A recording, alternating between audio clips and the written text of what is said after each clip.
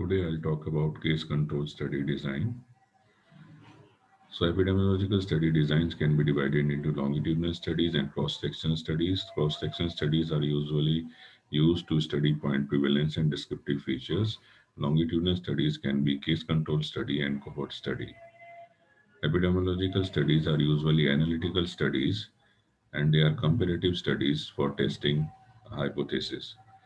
Cohort study begin with an exposure, whereas case control study begin with an outcome.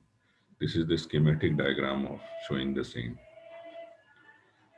So case control study will start with a population which is divided into cases and controls, and history is taken for exposure and non-exposure between in the cases as well as controls. So what are the advantages and disadvantages of case control study? Case control study is cheap, easy and quick.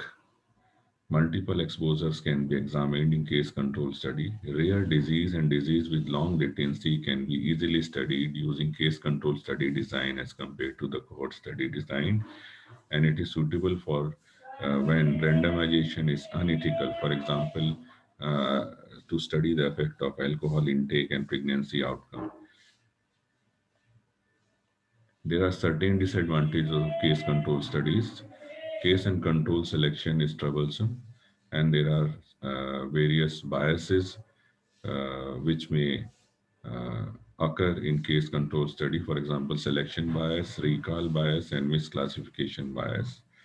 Direct incidence estimation is not possible because the denominator there is no population which is followed, and temporal relationship is not clear because patient cannot recall clearly about the sequence of exposures.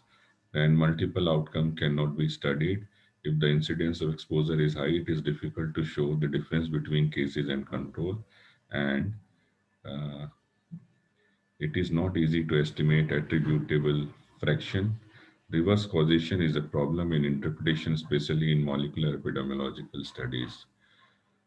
So, how do we analyze the data in case control study? This is the hypothetical data of a case control study where we have taken type 1 diabetes individuals and control individuals. In type 1 diabetes individuals, 17 individuals have HLA-DR4 status as compared to 7 in controls.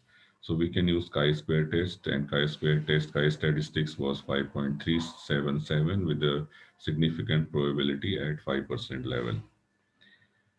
It is noteworthy that if exposure is numerical, here the exposure was categorical. If exposure is numerical, then logistic regression method can be used.